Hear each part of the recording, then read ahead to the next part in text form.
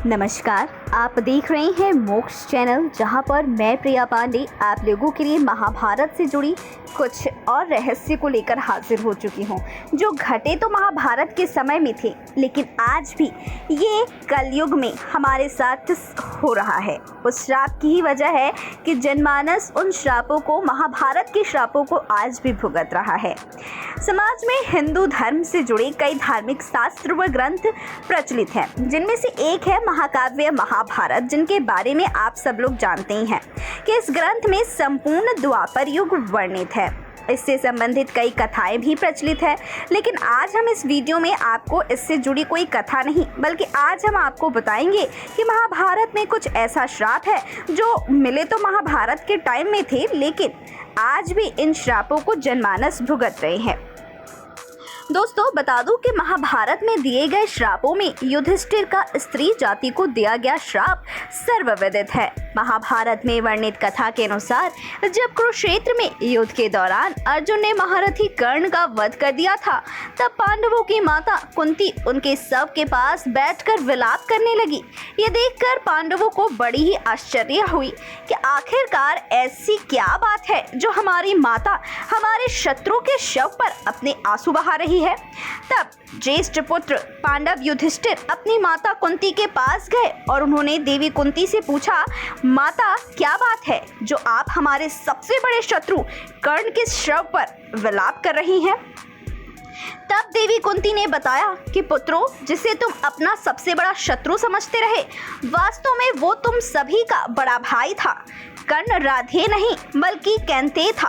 अपनी माता के मुख से ऐसी बातें सुनकर पांचों पांडव दुखी हो गए।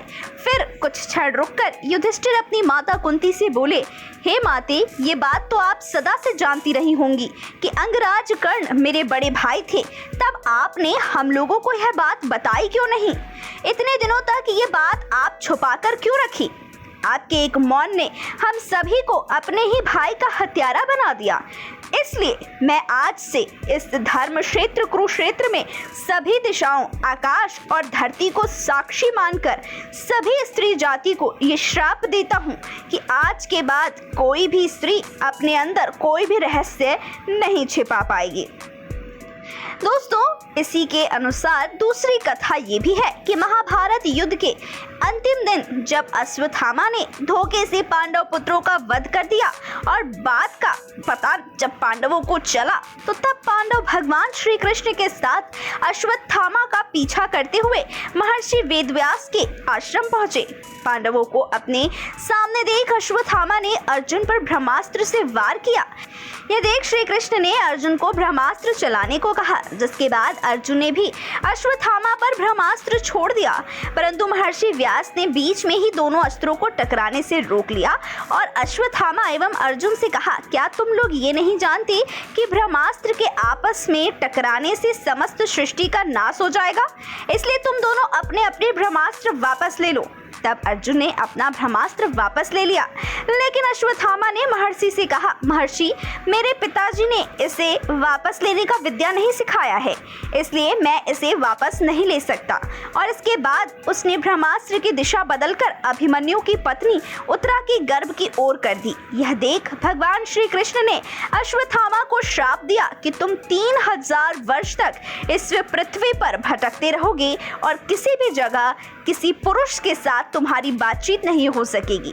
तुम्हारे शरीर से पीप और लहू की गंध निकलेगी, इसलिए तुम मनुष्यों के बीच नहीं रह सकोगे, दुर्गम वन में ही पड़े रहोगे। और इसी कारण आज भी ये माना जाता है कि अश्वत्थामा अभी भी जीवित है। इसी की दिशा में एक और कथा जो है, श्राप जो है, वो प्रचलित है, जिसे हम आज के जनमानस के लोग में भी भुगत रहे हैं। दोस्तों, बता दूं वो अगली कथा क्या है।